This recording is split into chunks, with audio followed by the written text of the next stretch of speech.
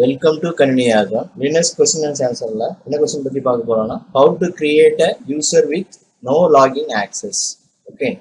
So ஒரு user create பண்றோம். அந்த userக்கு ஆனா login access இருக்க கூடாது. சரிங்களா? No login access இல்லாம எதுக்கு user create பண்றோம்னு பாத்தீங்கன்னா sometimes application side வந்து நம்ம users create பண்ண வேண்டியது வரும். சரிங்களா? So ஒரு application பேஸ் பண்ணி user create பண்ணுவோம். So அந்த application மட்டும் தான் யூஸ் ஆகும். மத்தபடி இந்த user வந்து login பண்ண மாட்டாங்க. சரிங்களா?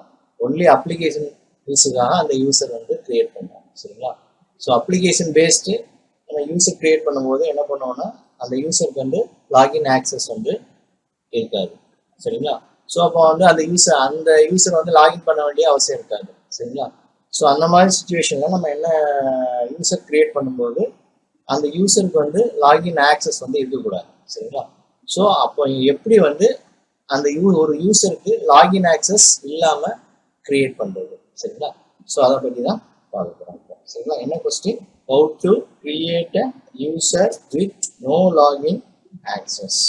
ஓகே, அந்த யூசர் கிரியேட் பண்ணும்போது அந்த யூசருக்கு வந்து லாகின் ஆக்சஸ் வந்து இருக்கக்கூடாது. ஓகே, அது எப்படி கிரியேட் பண்ணுறது தான் பார்க்குறோம். ஸோ அதுக்கு என்ன கமெண்ட் பார்த்தீங்கன்னா யூசர் நார்மலாக நம்ம யூஸ் பண்ணுற யூசர் ஆட் கமெண்ட் தான். Okay, user add -s/sbin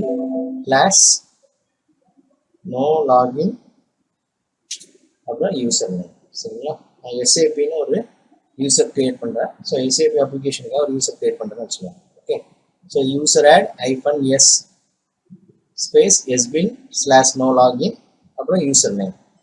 okay, எஸ்ஏபின்னு ஒரு யூசர் கிரியேட் பண்ணுறேன். இப்போ யூசர் கிரியேட் பண்ணியாச்சு. ஸோ இப்போ பாஸ்வேர்ட் செட் பண்ணுறேன். Password SAP. ஓகே, பாஸ்வேர்டு இப்போ செட் பண்ணிட்டேன். ஓகே, இப்போ இந்த யூசரை வந்து நான் லாகின் பண்ணணும். என்ன பண்ணேன்? சுவிட்ச் யூசர் பண்ணுறேன். எஸ்ஏபின்னு கொடுத்தா உங்களுக்கு லாகின் ஆகாது. So இந்த account is currently not available. சரிங்களா? ஸோ ஒரு அப்ளிகேஷன் பேஸ்ட் நம்ம யூசர் பண்ணும்போது அந்த யூசருக்கு வந்து லாகின் ஆக்சஸ் வந்து தேவை இருக்காது. சரிங்களா? ஸோ அந்த மாதிரி சுச்சுவேஷன்ல நம்ம என்ன பண்ணுவோம்னா இந்த மாதிரி நோ லாகின் பேஸ் பண்ணி ஒரு யூசர் கிரியேட் பண்ணுவோம். ஸோ அதுக்கு என்ன சுவிட்ச் யூஸ் பண்ணுவோம்னு பார்த்தீங்கன்னா -s யூஸ் பண்ணிட்டு sbin /no login கொடுத்து அந்த யூசரோட நேம் வந்து கொடுத்தோம்னா அந்த யூசருக்கு வந்து லாகின் ஆக்சஸ் வந்து இருக்காது. சரிங்களா? ஸோ அதுக்காக தான் வந்து என்ன பண்றோம்? நோ லாகின்ங்கிற ஒரு ஆக்சஸ் வந்து நம்ம கிரியேட் பண்றோம். ஓகே, அதுக்கு என்ன சுவிட்ச் யூஸ் பண்றோம்?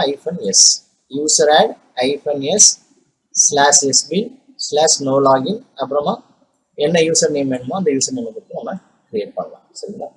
So main purpose application based நம்ம யூசர் கிரியேட் பண்ணுறதுக்கு மேக்ஸிமம் இந்த மாதிரி கிரியேட் பண்ணுவோம். அதே மாதிரி சிஸ்டம் சைடு யூசர்ஸ் இருக்கும். அந்த யூசர்ஸ்லாம் வந்து லாகின் பண்ண முடியாது, லாகின் பண்ண மாட்டோம். சரிங்களா?